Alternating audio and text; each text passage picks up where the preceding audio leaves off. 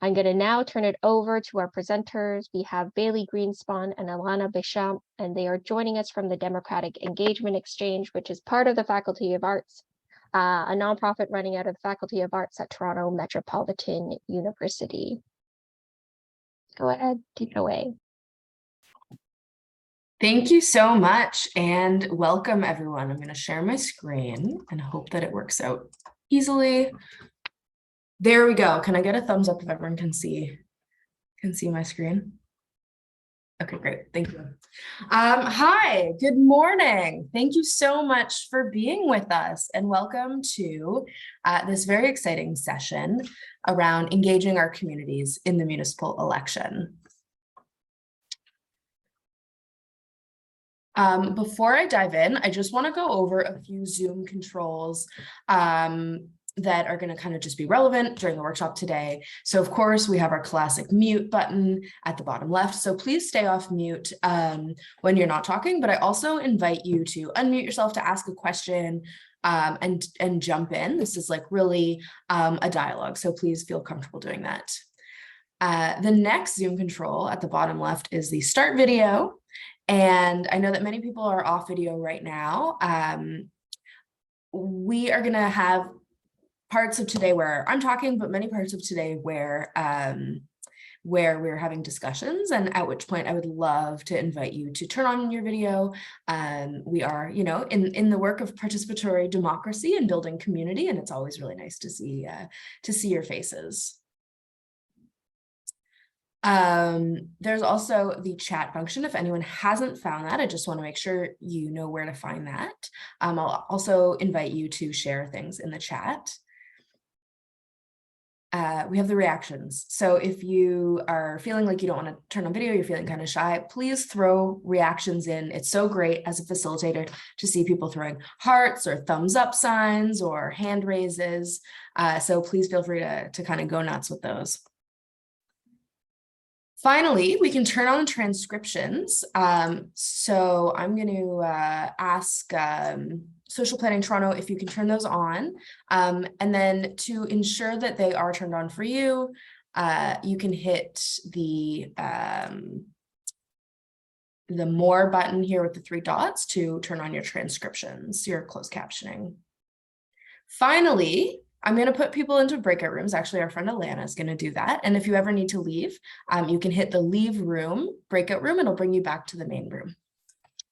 So those are all the Zoom controls. And I just want to introduce myself. I'm your facilitator today. My name is Bailey. My pronouns are she, her, elle, en français. I am an organizer. I have worked in advocacy for many years, and I'm also, I like to say, I'm a recovering programs director from the nonprofit sector. A few things that I am not. I am not representative of a political party or any elections official body. I'm working here on behalf of a community-based nonprofit organization, which I'll talk a little bit more about. The other thing I am not is a political science major. And I bring that up because I think that often we see our roles in community as sometimes we feel like we can't really dive into politics. We don't know everything. We're not experts. And if there's one takeaway that I hope you'll leave with today, it's that is like absolutely false. Everyone is experiencing politics in their everyday life. We don't need to be experts to help our communities access information about the political process. And I also say that because I might not know answers to your questions today. So, and then we can look them up together. So as Melissa mentioned, we are from the Democratic Engagement Exchange. I want to introduce my colleague, Alana.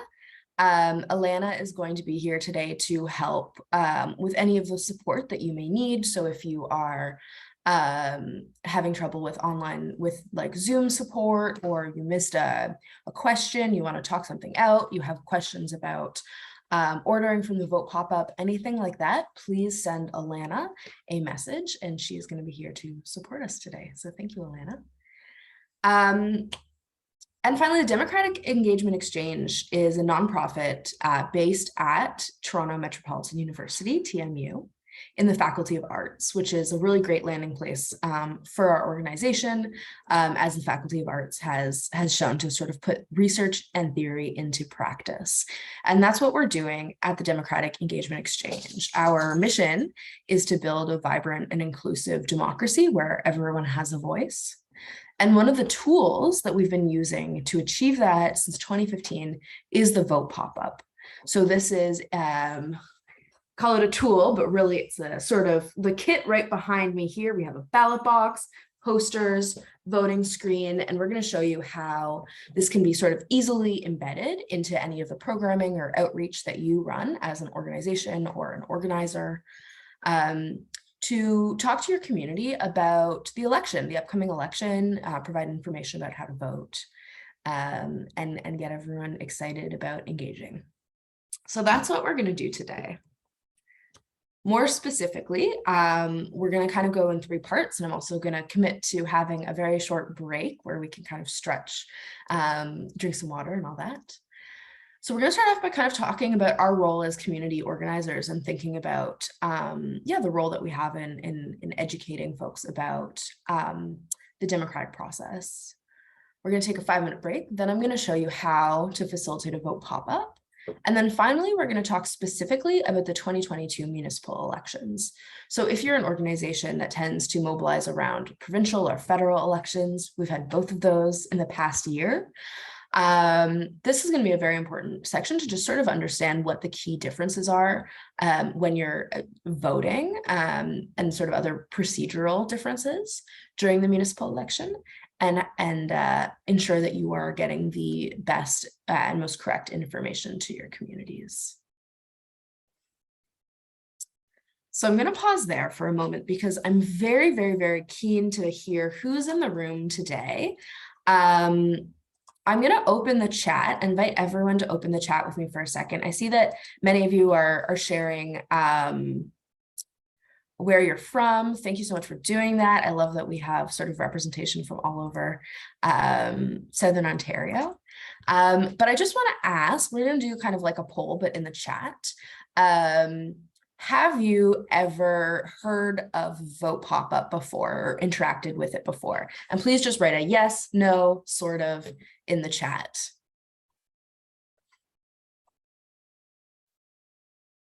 Oh, lots of no's. Very exciting. Okay, thank you so much for sharing this. I'm also really curious to just know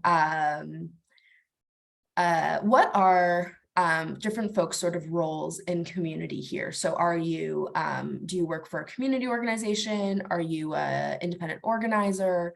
Go ahead and share that in the chat real quick.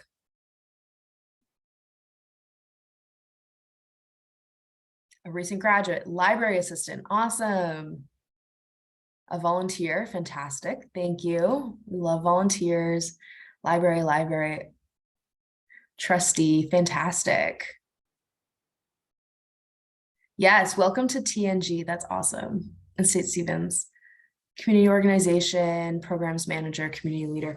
Thank you so much, everyone, for joining. This is really, really exciting to know that for many of you, this is your first time with the Vote PopUp. I want to talk just very quickly about what's at stake. Like, why are we here today? I think many of us probably agree that democratic engagement is a good thing, but there is some urgency to it. If you look at sort of the stats on the left, I'm going to talk a little bit just about voter turnout, not because it's sort of the only tool or data point for understanding, democratic participation, but it is one really useful one that we can kind of count and sort of see where the trend is going.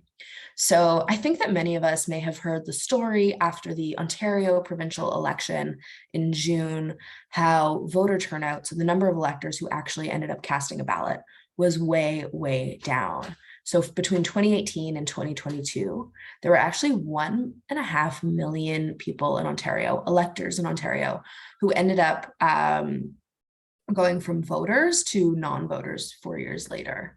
So this was really concerning, especially sort of as we see around the world, less than democratic actors, I think, leading countries. And this is something that has worried us. At the municipal level, it is sometimes seen as even more concerning, and for a myriad of reasons and barriers. Voter turnout during municipal elections is just has always been very, very low. So in 2018, we saw that there was 38%. So 38% of those who could vote in Ontario ended up voting in their municipal elections. And that's across the board. In some municipalities, it was even lower. In Mississauga, it was 20%. In Toronto, I think it was in the sort of early 30s. So this is concerning. You know, very few of our citizens have a say in who is running our cities and our school boards. So for 2022, we have a little under a month to mobilize our communities. And you, the community leaders, the volunteers, are sort of the best positioned to make that happen. You have sort of the trust, you know where people gather, and hopefully at the end of today, you'll have sort of the information to engage your communities and ensure that everyone has a voice in this upcoming election.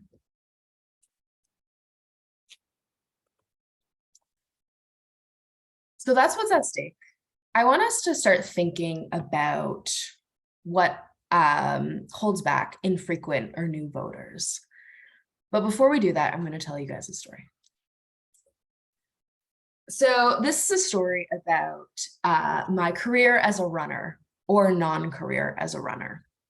It starts when I was 10 years old, and I saw myself as someone who would never be a runner, would never be an athlete. I was kind of, you know, hated sports, was afraid of the ball. And my mother decided to help me become a runner and grow my confidence. But the way she did that was by getting me out of bed every day at 5:30 in the morning and saying, go, run, just keep running. It's supposed to hurt. And I hated it and I quit. Fast forward to a few years later, when a friend heard this story and said, that is not the way to teach someone how to run. Took me to the park and said, okay, today we're going to run for 30 seconds and then we're going to walk. And I said, okay, actually, that was not so bad. So the next day he said, all right, we're going to run for 1 minute and then we're going to walk. And I was like, yeah, okay, this is all right. And within a few months, I was running. I was a runner. I had a new identity as someone who did not hate running. It was very, very, very cool. And I share the story because it helps me think about the ways that we teach someone how to do something new for the first time, especially when we're working with adults and adult education. The ways that we teach and build confidence in the process are so important. So we're going to break the ice by pairing everyone off into breakout rooms. We're going to give you 5 minutes total. And in that, I'm going to ask one partner to go first and share an anecdote about a time when someone tried to teach you something that you had never done before and it failed. So be honest. We've all failed at something. We'd love to hear your stories. But then unpack a bit, what didn't work? What about that experience did not work? Then I'm going to ask the second partner to share a story of a time they learned something new and it worked. They learned it, they succeeded. And again, what worked about them being taught that new thing?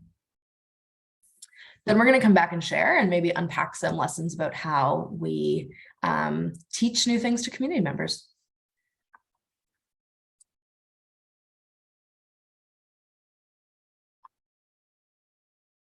So Alana, are we good to go? All right. And can you pop those questions into the chat before we send them off? Awesome.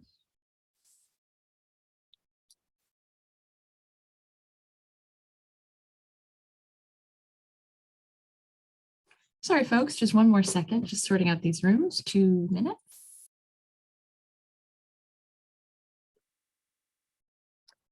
If anyone is sitting on a story that they're dying to tell, I would love to invite them. We're gonna do this while we get sorted with the breakout rooms.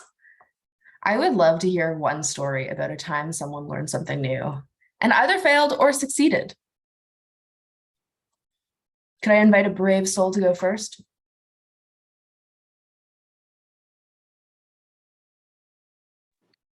Melissa. Oh, who's that? Elizabeth. Elizabeth. Thank you so much, Elizabeth. Go ahead. Well, this is a simple story. You know when the pump action those anti-germs soap that Yes. my mother bought one. This is many years ago, and I was in the washroom, and she rushed in. Oh, let me show you how to use this soap. I said, Mom, I know how to use soap. No, this is different. You have to pump it. First, you wet your hands, then you put a little bit of soap on. Mom, I know how to use soap. Oh, well, okay, then you do it. So I, just pumped it and washed my hands and that. But it was a very simple task. But in retrospect, I think I hurt her. She was trying to be nice and show me something. I should have let her, oh, I see, Mom. Oh, I see. I should have let her have her moment of instructing her daughter in how to do something. And I think it was my ego at the time. It shouldn't have manifested then. It should have said, oh, okay, Mom, show me, to give her her moment in the sun. And anyway, it didn't work because I didn't give her a moment in the sun. And, in retrospect, I feel bad now. Oh, well, Elizabeth, thank you for sharing that story. It's very cute. And I think, I think that you don't have to be too hard on yourself, because I think the reality is that people learn in different ways, and some of us are experiential learners and just want to dive in and try something new. And that is the way that we work. So I think that is very fair. But Elizabeth, thank you for sharing that story. And You're Elena, are we good to go on breakout rooms? All right, so let's Yes, go. We're we going to give are. you a 5 minutes total to share both of your stories, and then we'll regroup.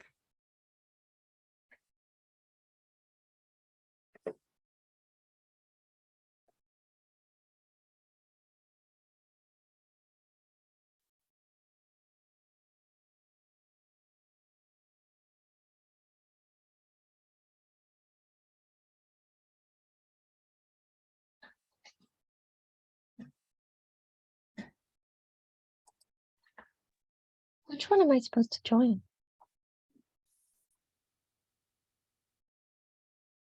Is that Melissa?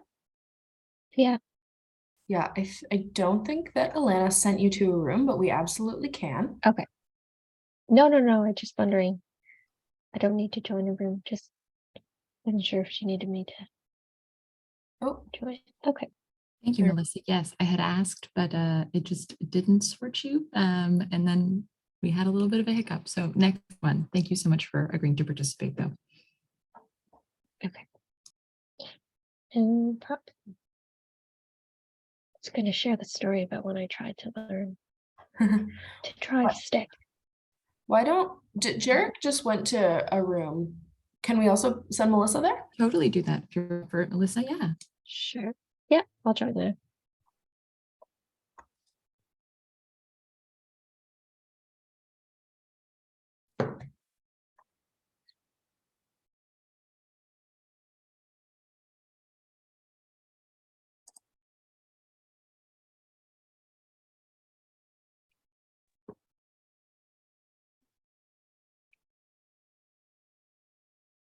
Okay, welcome back. Were those some good discussions? You always know, because when you close the breakout room, people either come right back or they wait until the very last second, and then you're pulling people away from good discussions. So Which group chose Adam to talk about? Yeah, we talked about the Adam. I don't know which group are we in. I think group our five. our Group group. five. Group five. Elizabeth, I don't know which Elizabeth, group, me, and but Vicky, Elizabeth, and me. yes. All right, yeah. so Vicky, okay, and sorry, who was the other person speaking? I'm trying to Yes, I find was it. speaking because you told regarding Adam. We are in Yeah. the group Yes. 5, breakout room Oh. 5. So, Okay, perfect. Can we get someone? So we're gonna invite someone who hasn't spoken yet. So We are also speaking. let's invite someone to share in your group to share about Adam. Tell us about Adam. Who is he? so can I share Go ahead. or any other can share? Vicky, you can share. Vicky was not in our group. Vicky is that in our group. Vicky, Rifat, and Elizabeth. and No, Adam I was also there. Adam. sorry, was there any group assigned for this particular profile or this person? Yeah, that's the thing. Okay, so let's invite Vicky if you're comfortable to share with us a little bit about Adam. It's Also, fine. because Adam was in the 2 groups. Two. Yes, and then Okay, we'll okay. ask the other group to share. All sorry, right, I all didn't right. know about that. Which group was assigned for the? So maybe I was wrong about that one. So we just went to the Adam, and that's our Because it mistake. was Sorry. very hard to read all the profile and select one, and we can only read the Adam, and that's why. That's And great. Vicky, That's great. So let's invite Vicky to share about who is Adam. Thank you. Thank you, Betty. Yeah, we went through the Adam, and Adam, he's a 20 years guy with who's working part-time and living with his mother, and he hasn't voted till now. And then his mother also doesn't talk about the politics. So based on his profile, and the question that has been given here, like where does the person in the spectrum engagement lies? We found that since he's working at part-time, just 20 years old guy living with his mother, and the mother is also not that much interested in the politics and doesn't talk about that one. So if any family members could start talking about or know about, aware about the politics, about the election process, then maybe Adam could have grown that interest towards voting, towards the politics or the current affairs. So we have kept this in the first on the beginning of this spectrum of engagement, having friends and family interested in politics. Yeah, And absolutely.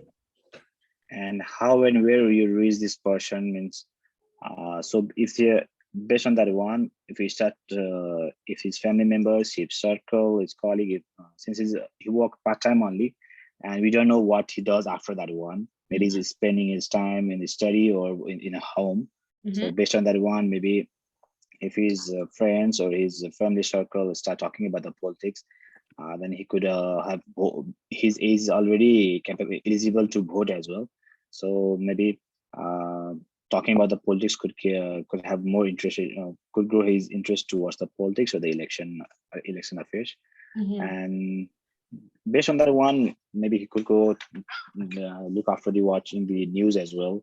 That can give it more information about what's going on in the country, about the election or the political issues. That's how we just view this Adam's profile and kept on the spectrum of engagement. Thank you so much for sharing. I'm going to ask you a few more questions, Vicky. So if Adam lives in your community, but he goes to work and he goes home, if you were setting up to talk to people about the election, where would you find him, do you think? Where would you go to find someone like Adam? Yeah, that's a good question.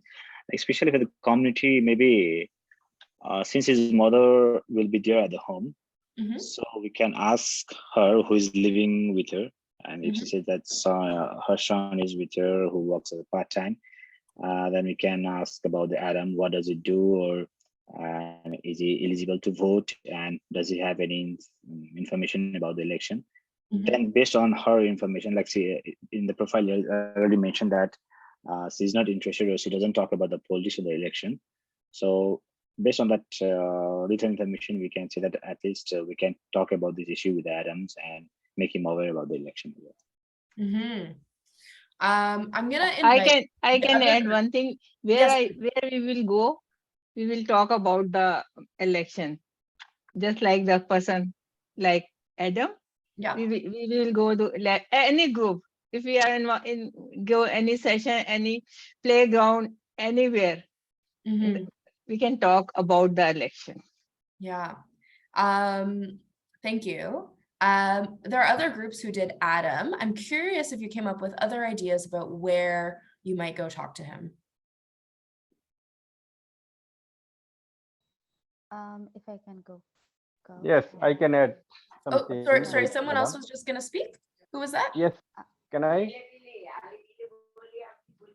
Oh, so can I add?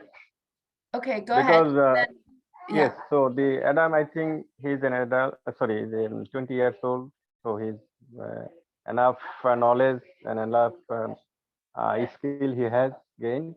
But his mother is also reluctant for election or politics. So motivational work is to be done for them, and the best things, as a mother also speaker mentioned, in the playground or also in the school or college or university or community center, mosque or grocery store where shopping. Or if all those are failed, then we can knock the door to contact with Adam and his mother to motivate and to influence them to That's go great. for voting. Okay. Yeah. Thank So, you, and Shah. thank you. I think those are brilliant ideas. Community center, mosque, absolutely. School if he's there, but we're not sure. And then worst comes to worst, or at the last resort, knocking on doors. And I know there was someone else who wanted to speak and share their ideas. Do you want to go ahead? Yeah, actually he just covered it up because I was talking about the public places because most of the people are involved in public places. Yeah, like he's working. It means like the mall also should have the hoarding boards or the banners that could aware people about the election that's happening or the voting stuff. Similarly, there are like his mother can also go to groceries, like grocery stuff, malls, or any other parks, like those things. Like most over the public places where people go, usually in the daily basis, that would be the main center of attraction for the. It would be a great place for like to provide information for the larger group of people. So I think like public places, right? Mm-hmm. That's awesome. Thank you. So there's so many places where someone could be reached. Public spaces, community spaces, educational spaces. That's great. So huge round of applause for these groups. Thank you so much. And I want to do one more. Why don't we do Sabrina, our friend here, Sabrina? And I'd love to first of all ask, did any groups get to do Sabrina? Yeah, our group got to do Sabrina. Thank you. And sorry, I'm just going to ask that when everyone start talking that they just say it's who Zach it is, Graham. because I'm finding it hard to figure out who's speaking. Okay, so Zach, please go ahead and share with us. So tell us about who Sabrina is.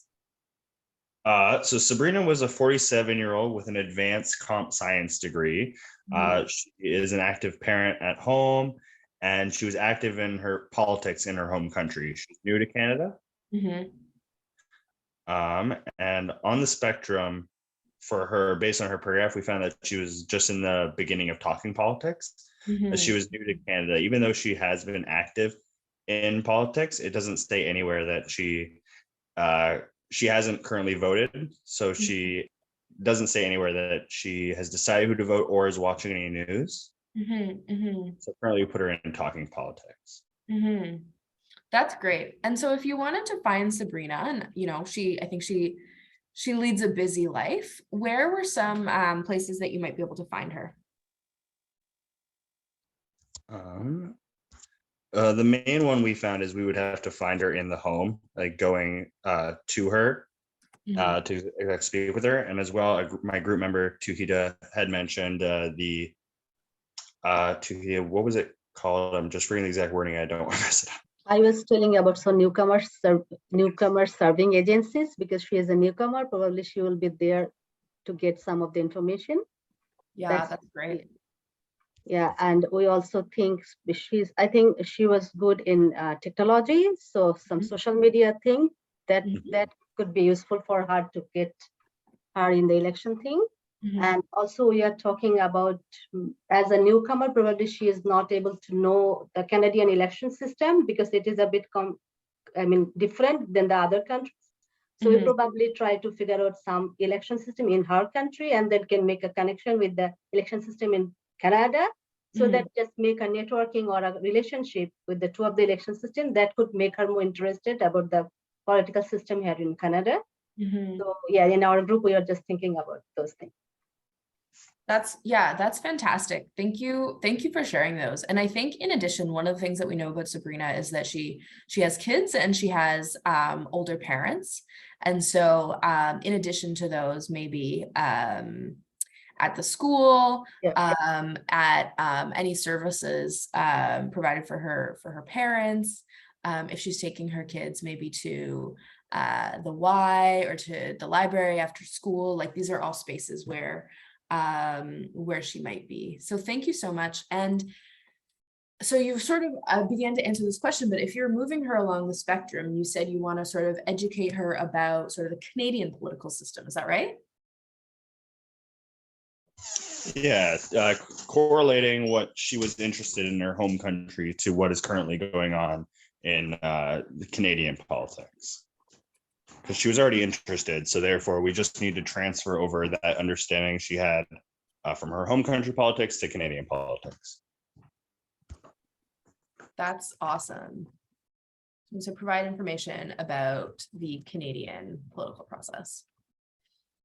That is fantastic. And did any other groups talk about Sabrina or feel like there's something else they want to add about where to find Sabrina or how to sort of engage her in the political process? We also did her, but I think everything was answered by the first group. Okay, fantastic. Yeah. All right, thank you so much, everyone. Thank you for sharing. We're gonna just go through these two in the interest of time, because I don't want to go over today. But I want to just talk about a few things that came up here, and especially here at the end when we're talking about Sabrina. Something came up, find out what she's interested in politics, or what she, Zach, I think you said, kind of connect it to what she was interested in her home country. That sort of perfectly sets up the next conversation that we're going to have about the vote pop-up and where it starts. Because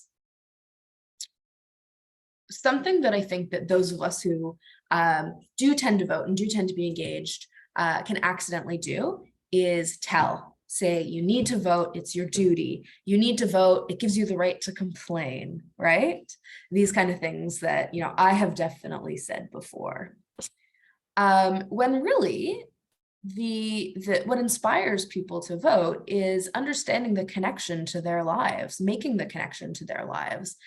And if we go back to like how we learn as adults, it's experiential. It's figuring out, for me, what matters to me, how am I connecting that to this process? And do I have the right information to do that? So that's what we're going to talk about in 5 minutes, but I do want to just give everyone a break. You've all been working very hard. So we're going to have a 5-minute break, come back at 11:15, and we're going to dive into how to run a vote pop-up. So go ahead, please stretch, drink some water, and we'll see you back here at 11:15.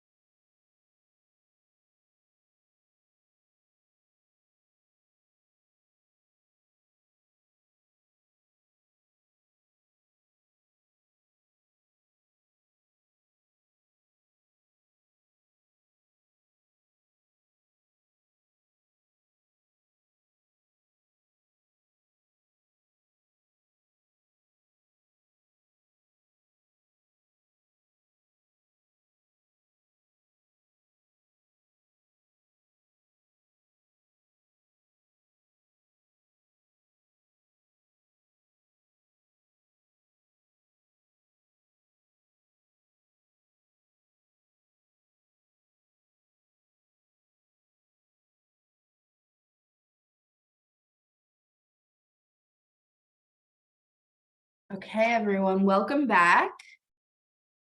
I hope that was a good little recharge. I know that on Zoom, it's always great to have a few moments to stretch and just be off your screen for a few minutes. So please come on back. Send me some sign of life, a thumbs up, a reaction, turn on your video, whatever it may be.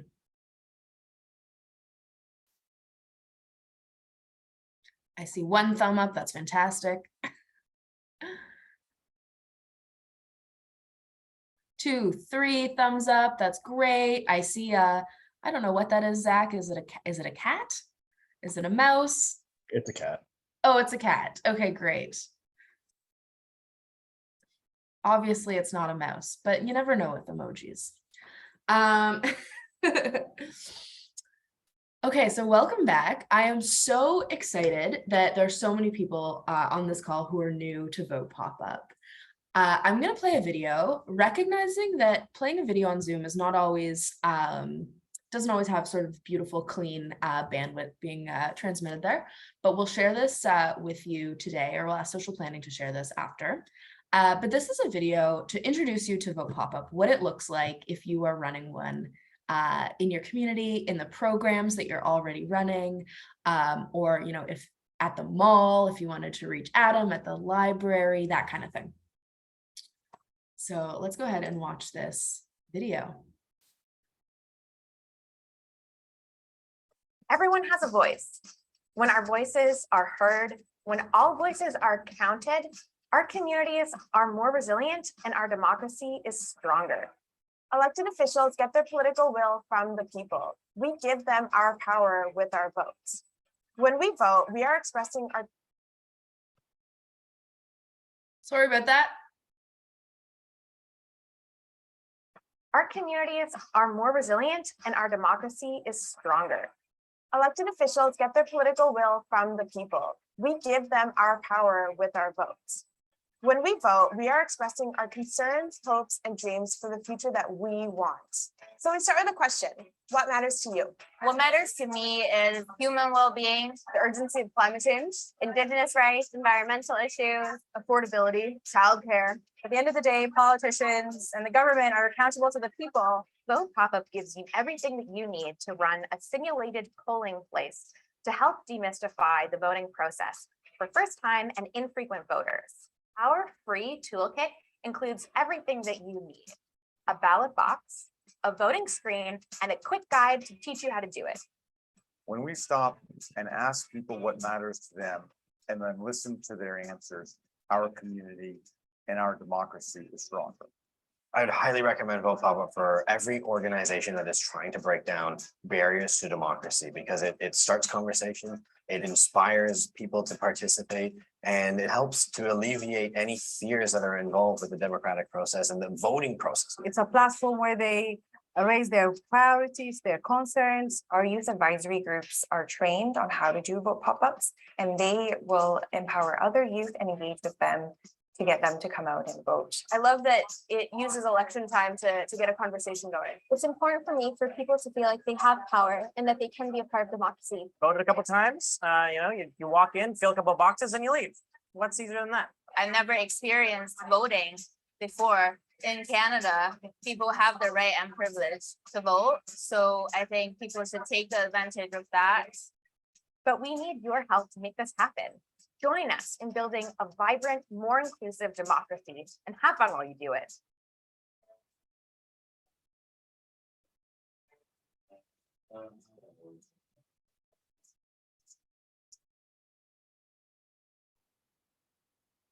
So before we went on break, I set this conversation up by talking about finding out and asking what matters to your community members. But before we dive in, I want to ask what matters to you. So please share in the chat. If you are asked what matters to you, what would you share?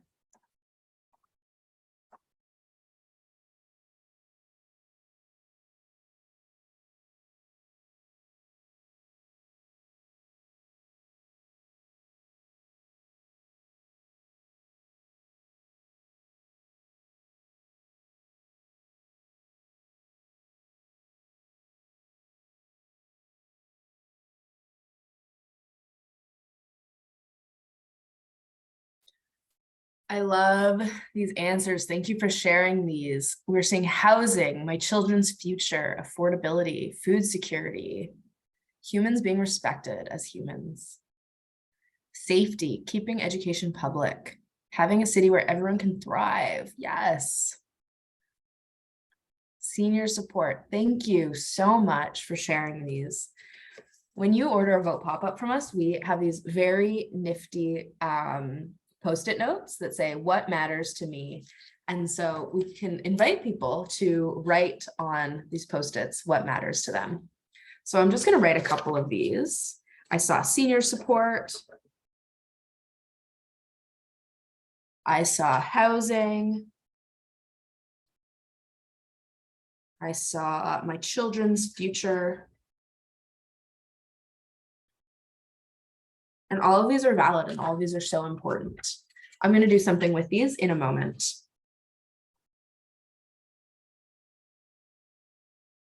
So we talked about going where people meet in your community. And that's what we do with the vote pop-up. And that's why it's not Alana and I who are just going into every single community and running vote pop-up, but we are providing you the tools, free tools, in order to do it where people in your community meet.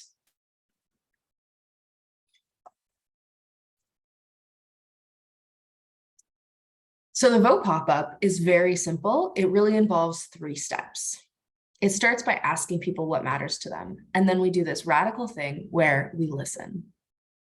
We show people, some who've never been asked this question before, that what they care about does in fact matter, and it matters to the community.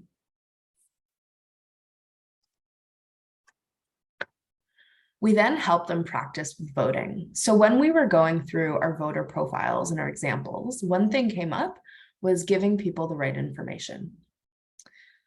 So what we know from research is that for new voters or voters who haven't voted in Canada or who haven't done it in a long time, one of the big barriers is that they don't know what it's going to be like. So, I always think of the example of when I'm turning on my GPS to drive somewhere new. And even though I know the GPS is going to take me there, I like to look at the directions in advance. I like to know what every turn is going to be.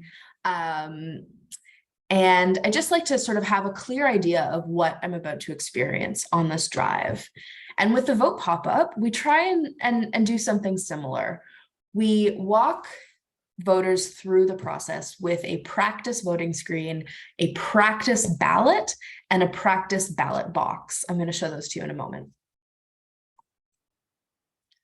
Finally, the last thing we do is ask participants to tell us why voting is important to them. So I'm going to again ask everyone to share this in the chat. Tell me, why is voting important to you?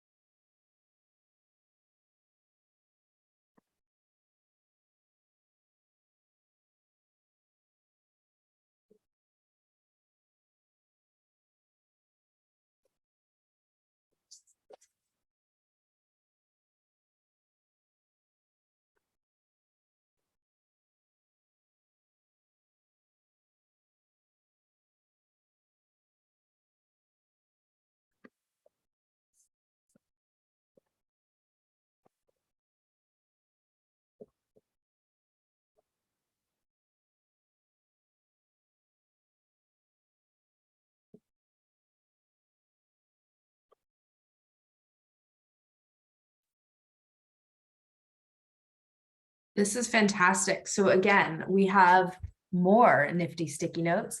These ones say, why vote?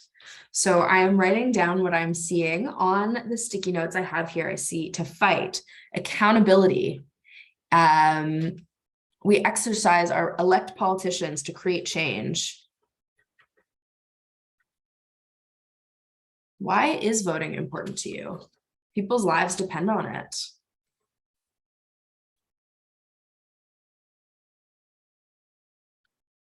Thank you so much for sharing these.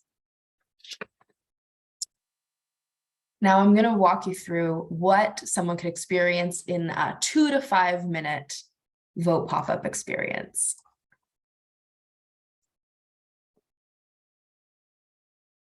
So we start by asking someone what matters to me. So we'll stop and say, hi, can I talk to you for a few moments?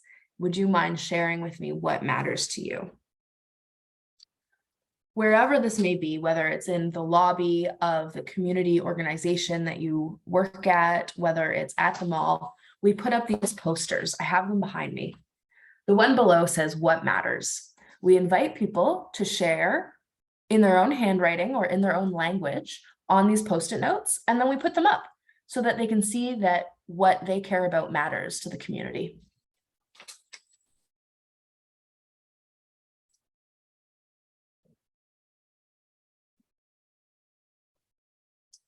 Then the next thing we do is we ask them if they would like to practice voting.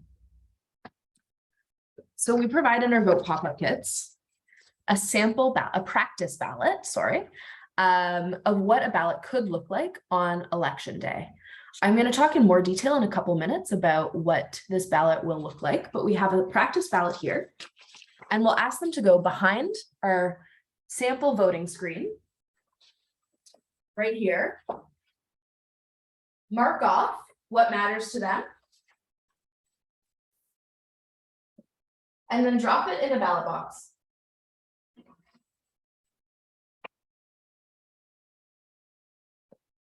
Like that, they have practiced voting, and we have demystified a hugely important part of the process. Finally, if they are still engaged and willing to participate, we ask them to share why vote. I think this is really important because, again, it's not us saying voting is important, right? You need to vote. It's your duty. It's asking people to tell their community members why voting is important to them. And I guess in doing so, what we can achieve together as a community.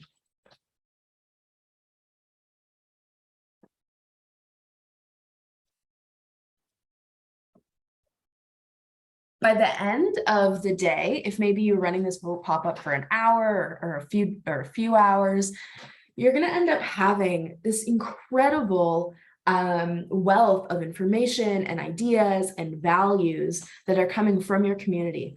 And you can sort of put them up. You can keep those up for a few days. It's really cool to go through and read through them. And it shows that every voice in our community matters and has the right to be exercising their right to share what matters to them through voting. Now, everyone will have different resources, different constraints. Many organizations have taken this and done, one part of the vote pop-up that works for a program, that kind of thing. That's great. There are just two core tenets that we believe are absolutely critical when you are running your own vote pop-up or any kind of democratic engagement in your communities. The first one is that you let people know that you are nonpartisan. So I started off our session today by sharing that. We welcome everyone without talking about candidates, without talking about parties. The point is that your voice matters. And that's why the vote pop-up works. It's also important because folks can be really skeptical if they think someone has an agenda or an alternative reason to be here. And that's not what vote pop-up is about. It's about sharing what matters and what is important to your community. So that's the first one. And then the second one, if I haven't hammered it home enough, is we meet people where they are. So we always start by asking, what is important to you? Sometimes this is tricky for people, they maybe have never been asked, maybe they're a little facetious and they say nothing matters. But it all starts with listening. So we're gonna practice that part of it because that is sort of the most challenging part but also the most rewarding part.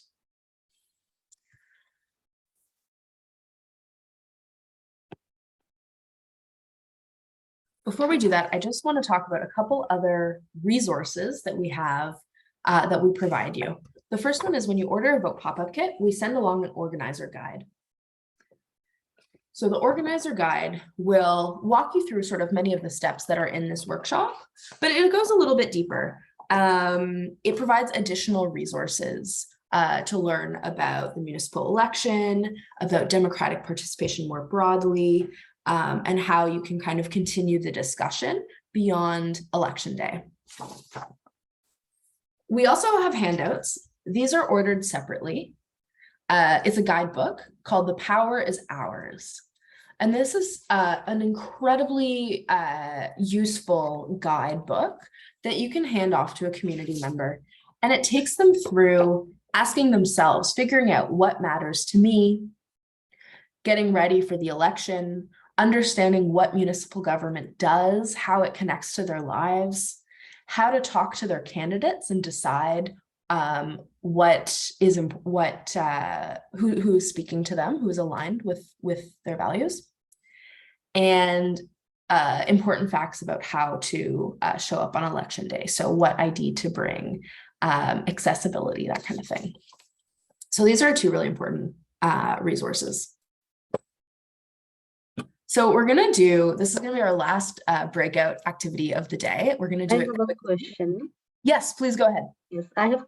My question is about the organizer guidebook. Is it included with the vote pop-up kits? Because I have already ordered some vote pop-up kits. Yes, yes. The kit will come with one organizer guide. The handbooks that can be given out like in lobbies, at an all candidates debate, can be stacked up at the library. These are ordered separately because these are things that you might want to hand out. So you might want to order like 100 of them. And we'll make sure that you have all the links to do that.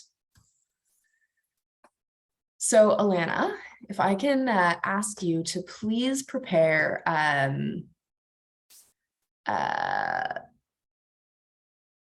this role play. So if you can share the link to the script. So we're going to put you into twos and ask one person to be the vote pop-up organizer and the other person to be like a community member, a member of the public. And we have a special challenge for the community member, which is to be like a little bit difficult. Not so difficult that it doesn't work, but you know, say things like, I'm not sure I want to vote. I don't know what matters to me. And practice using the sample script ways to engage that person. So we're going to just do this for 5 minutes and then we're going to come back and talk a bit about what kind of worked well. So let's send them off.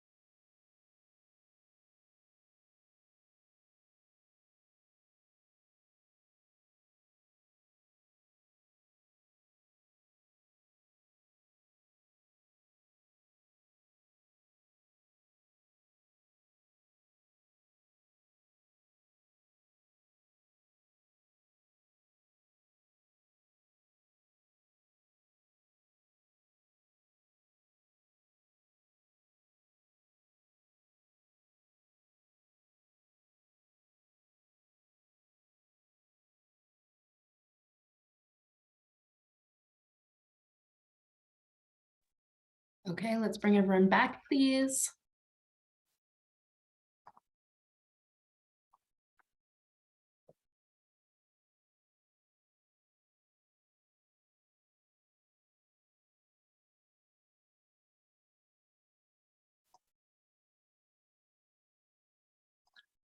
Okay, welcome back. How was that?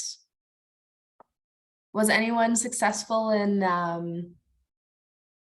getting their community member to agree to vote?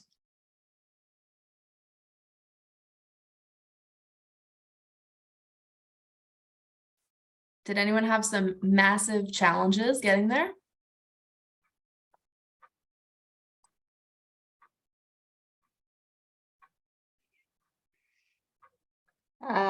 Can I share something? This is Tawhida.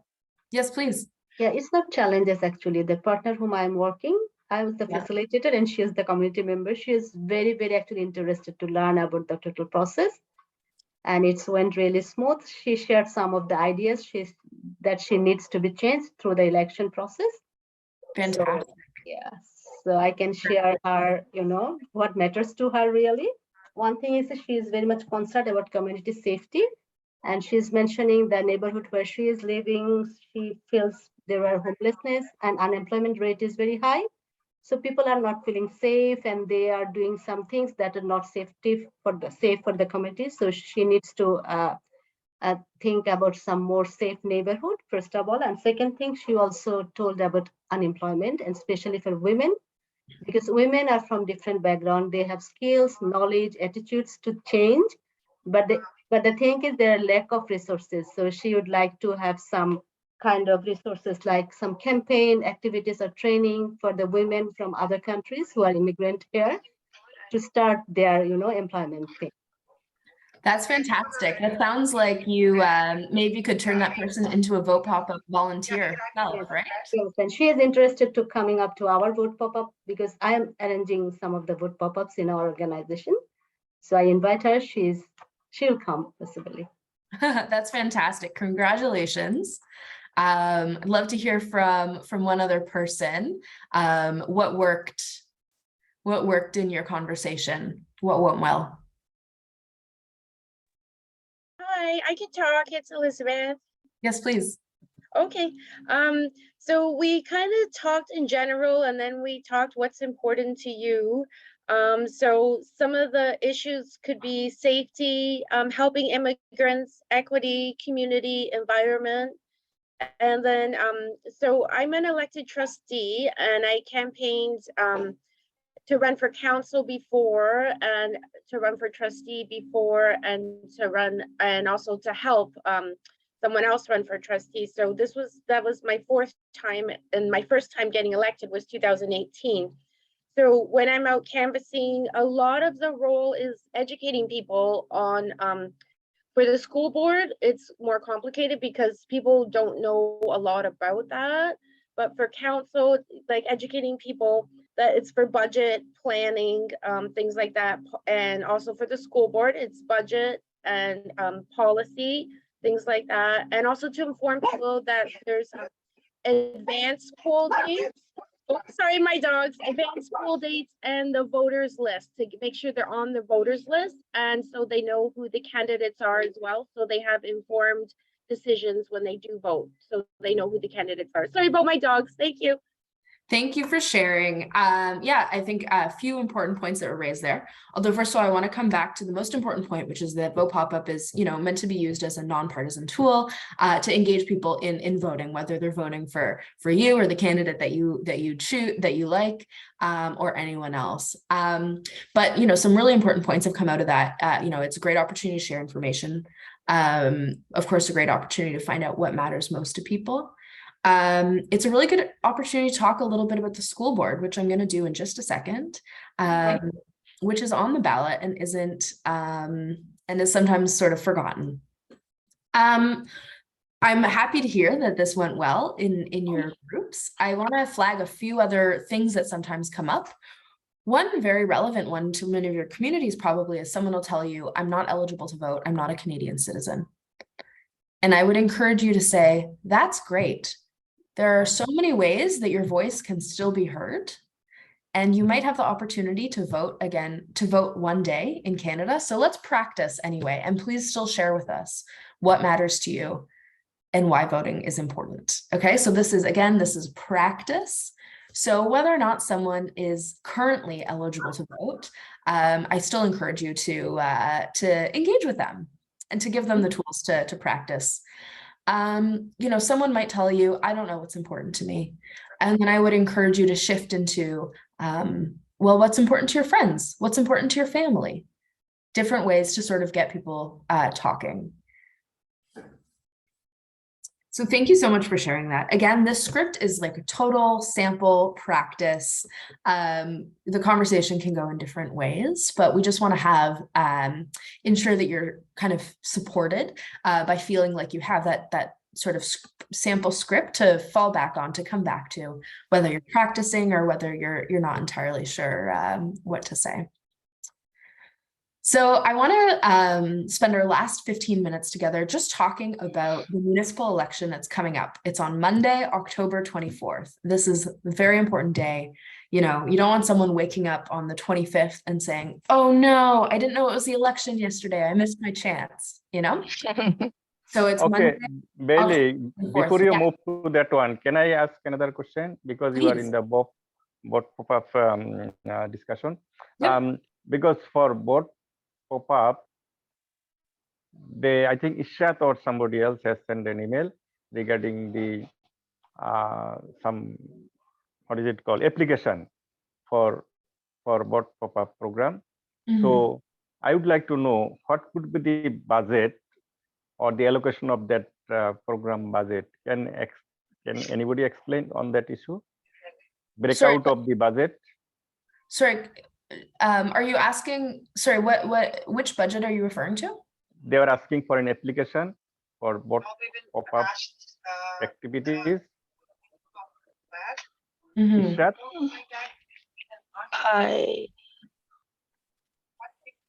I think. No, Ashrat or Ishat. I don't know who is the responsible person. I think you are referring to the small grant that we are offering for voter engagement. That's totally different. Today we are talking about vote pop-up, and the grant is very different. So let's have a conversation later. You do not like to talk about that one Because session? that's not what we're talking about. I'll be happy to talk to you later about the grant. Okay. Oh, later means not this session or other session. Maybe it's such a great opportunity. Maybe at the end of my presentation, Ishat, you can talk a little bit more about the grant and answer questions. Yeah, we had a question about that issue. If you do another session, sure, you can we tell. can talk about that at the very end. Yeah, that is important part of both PopUp. Very, very important part. Yes. Okay, thanks. Okay, thank you for your question. So yeah, the grants that are provided from Social Planning Toronto are separate from us. Our resources are completely free to order and to have them delivered to you.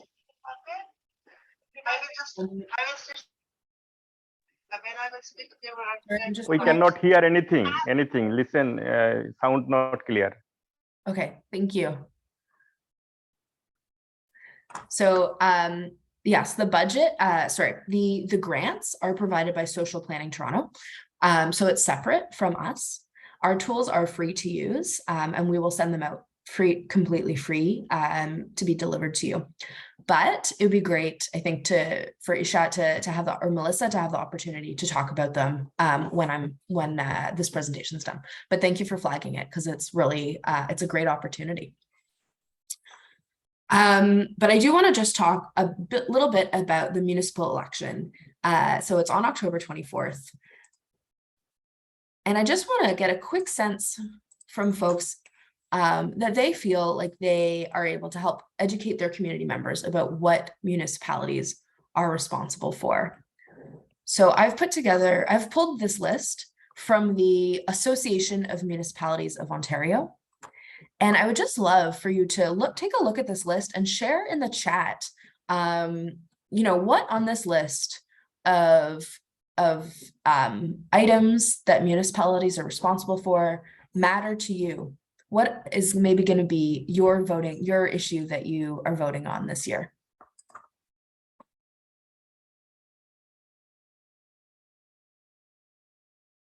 Social housing, absolutely. Yeah. Public transit, social housing, childcare. Yes, so the city does run childcare centers. And of course, public transit is always a big topic in the cities, in municipalities. Long-term care, again, so cities do operate long-term care homes. Economic development, housing, snow removal, a always very important one in Southern Ontario, right? Planning neighborhoods, water and sewage. Yes, absolutely. So many of the issues that direct our day-to-day lives are under the control of our municipal governments, of our mayor, our city councilors, or our school board trustees.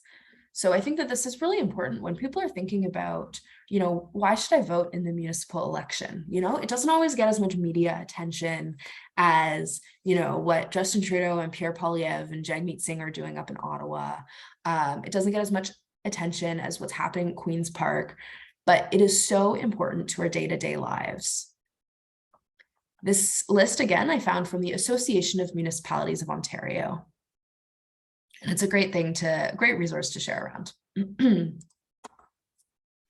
Now, I also want to talk a little bit about how voting itself is different during the elections for the municipal government. So you may remember that in the last year, we had a federal election last September. We had a provincial election last June. And if you look at the first point on the right, when we are voting in those elections, we are electing a representative for a political party. However, in municipal elections in Ontario, there are no political parties. So this is both a great opportunity and a challenge. It can be a challenge because it's harder to figure out who you identify with, which party you identify with, or which candidate is aligned with your values. However, it's a great opportunity because it definitely requires a little bit of research sometimes to look into who your candidates are and what they stand for, what they're running on. It also means that candidates in municipal elections have this huge breadth that they can talk about because they're not constrained by a party. It also means that they are really our community advocates. They can be more easily influenced to vote with their community when we advocate. So it's a really great opportunity. The next point I want to talk about is how voting is different from each municipality. So I know we have people here from London, York Region, Toronto. There are some key differences. For example, advance voting dates are different in different municipalities. So when you are looking those up in your own, I recommend that you search for your own municipality. What are the advance voting dates? What are the dates around mail-in ballots? What are the different ways that people can vote? In Markham, for example, you can vote online. In London, you rank your choices, whereas in Toronto, you pick only one. So these are key differences. And so if you're working, certainly if you're working in an area that touches on a few different municipalities, this is just an important piece of information to know. Next, in provincial or federal, we vote for one position. We vote for our member of parliament or a member of provincial parliament. Whereas in a municipal election, we vote for at least 3 positions: our school board trustee, our local councillor, our mayor, and then in some areas, such as Peel or York Region, we're also voting for our regional council. So these will all be on one ballot. We have a sample ballot or practice ballot that I'm going to show you. But this is also a really important thing to be sharing in community before election day, is that there are a few more positions that you want to be prepared to vote for. A few other differences. One is that proof of residency is what's needed to vote. So you do not need to bring photo ID to vote with you, but you do need to bring some kind of proof of where you live, of what your address is. And I'm going to show you those again in a moment. Finally, this is a really cool fact, and anyone who's working with students on campus should definitely be sharing this message. Because you are voting for where you live, the province counts students who live away from home while they're in university or any post-secondary education to have 2 residences. The residence at home with their parents, as well as where they live on or off campus. So let's say my parents live in Guelph and I go to the University of Toronto. I could technically be voting in Guelph at my parents' address, as well as on campus at the university. So this is a really exciting thing. We often think that younger people don't have power, or think themselves that they don't have power, which is absolutely untrue. And they even have this little bit of extra power during municipal elections. Is anyone's like mind blown by this very cool fact? Show of hands. Because every time I describe it, I just cannot believe how cool it is.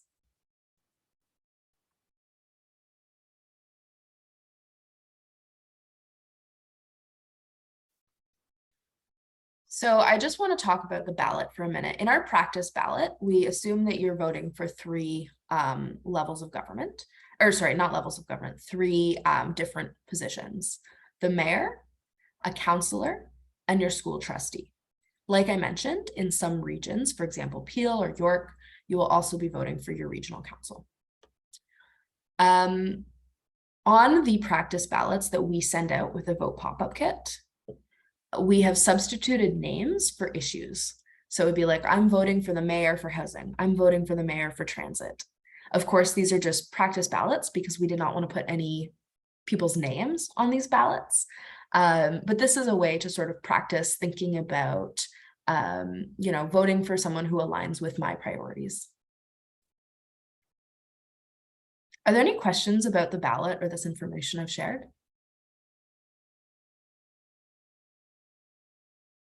So in the original ballot, the name will be there, right? In the real ballot, yes. Yeah. Yeah. Yeah, Zach? As far as the student thing, is that just in Ontario or is that Canada-wide? Like if someone comes from PEI, can they also vote at Fanshawe? Mm-hmm. So so if someone's home is in PEI and they are a student at Fanshawe, they can vote at Fanshawe because that is their residence in Ontario. Mm-hmm.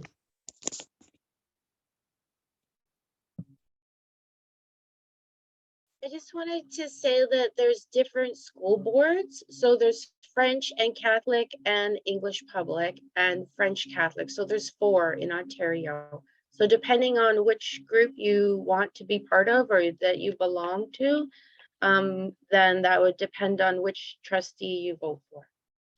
Yes, thank you for sharing that, Elizabeth. Now, I know that in Toronto, the default when you get a ballot is going to be for the English Public School Board.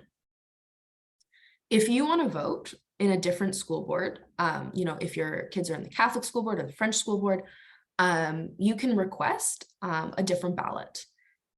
You only get to vote for one school board, but it can be any of those. Thank you for sharing that.